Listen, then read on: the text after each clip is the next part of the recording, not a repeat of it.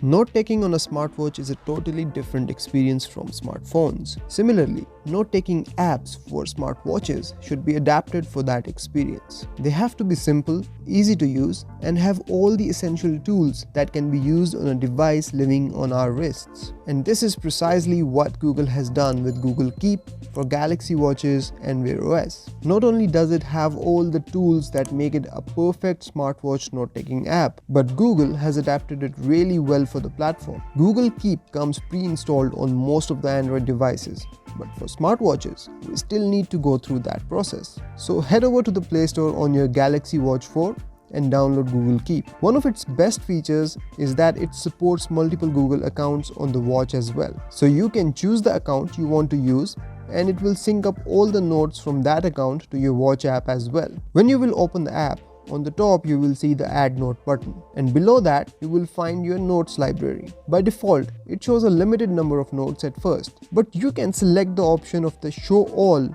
to see all the notes you have on your phone app. Now let's see why this is such a good note-taking app for your Galaxy Watch 4. When you tap on the Add Note button, it gives you the option of taking a note or creating a list. And I think this has been implemented very thoughtfully by Google. We might not always be looking to create a list or just noting down something. It can be either. So from the get-go, there is an option to choose. Selecting either of them will bring up the screen to select the input method. You can use the keyboard option, dictate, use emojis, and even draw to type feature to take notes. In notes option, you can just note down something quickly using any one of these methods. I mostly use the swipe to type feature on Gboard. It is quick and really easy to use. In the lists option, you will get the checkboxes, and this is what I mostly use, especially when I'm going out for groceries and have to go through the list of things to get. I don't have to get out my phone to see all the things. This can be done from my wrist, and I can even check off the things I've gotten.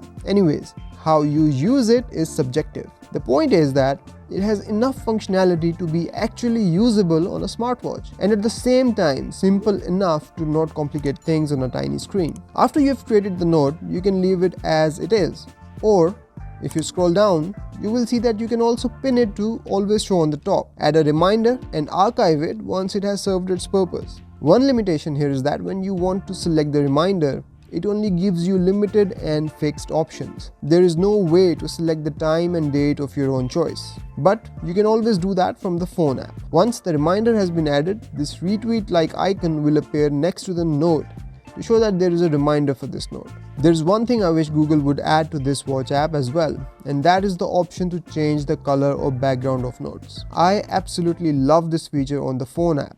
And it will certainly make things more lively on the watch as well. Because right now, even if you have added color or background to a particular note on the phone app, it still shows up as black and white on the watch. So maybe that is something Google should work on in the next update. And that's about it from this video, guys. I will see you in the next one. Till then, take care. Bye-bye.